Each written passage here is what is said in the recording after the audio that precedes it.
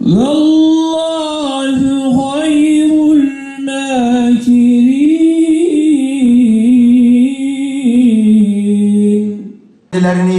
1969 yılında tanıdım. O tarihten itibaren de kendisini adım adım takip ettim.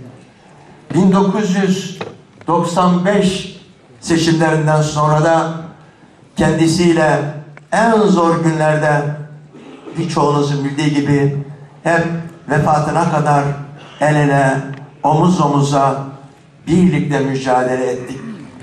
Şehadet ederim ki hocamız, kendisi yerli, duruşu milli, davası evrensel olan samimi bir Müslüman, gerçek bir mücahitti.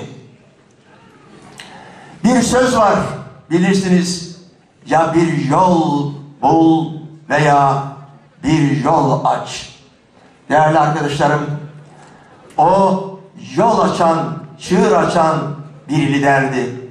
O bir ilim adamı olarak çığır açtı, siyaset adamı olarak çığır açtı. İnandığı yolda tavizsiz duruşu ve asaletiyle bir mücahit olarak çığır açtı. Sadece bu ülkeye değil, bütün İslam alemine ve hatta bütün insanlığa gidilmesi gereken doğru yolu gösterdi. Makamı, mevkii, şöhreti, serveti değil, bütün şer güçleri karşısına alma pahasına cihadı tercih etti. İdeallerini hayatına değil, hayatını ideallerine adadı. Nitekim vefatından kısa süre önce kendisine sorulan "Nasıl hatırlanmak istersiniz?" sorusuna malıyla, canıyla cihad etmiş bir Müslüman olarak hatırlanmak isterim cevabını vermişti.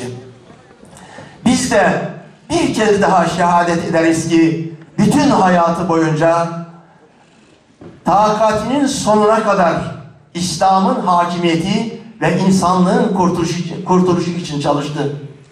Küçük hesapların değil, büyük hedeflerin insanı oldu. Bu hedeflere ulaşmada hiçbir engel tanımadı, hiçbir güce boyun eğmedi. Hiçbir makam ve mevki için hedefinden vazgeçmedi. Bosna'da, Çeçenistan'da, Filistin'de, Patani'de, Keşmir'de, Kıbrıs'ta hep mazlum ve mağdurların yanında yer aldı. İşte Birleşmiş Milletler şunu dedi de bunu dedi de bunu dedi de vay canına ya, biri hipnotize mi ediyor sizi Allah aşkına ya? Bırakın şu, efendim Amerika'nın hoşuna gitmeyin. Bana ne Amerika'dan? Bana ne Amerika'dan?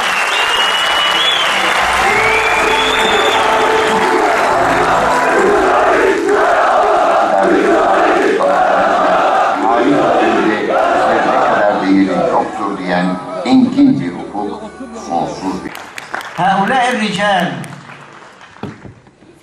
دخلوا كل بيت ودخلوا كل قلب من قلوب أبناء هذه الأمة. أما نجم الدين أربكان فله خصائص وله ميزات انفرد بها رحمه الله. هذا الرجل جاء في تركيا بعد أن هدم الإسلام وفقد المسلمون حتى آثار الإسلام فقدوها. آثار البنيان لم تعد قائمة. بدلت الأمة. حق است. آیت الله خامنه‌ای مقام معظم رهبری جمله معروفی در وصف امام خمینی و انقلاب اسلامی دارند. ایشان می‌فرمایند انقلاب اسلامی بی نام خمینی در هیچ جای جهان شناخته شده نیست.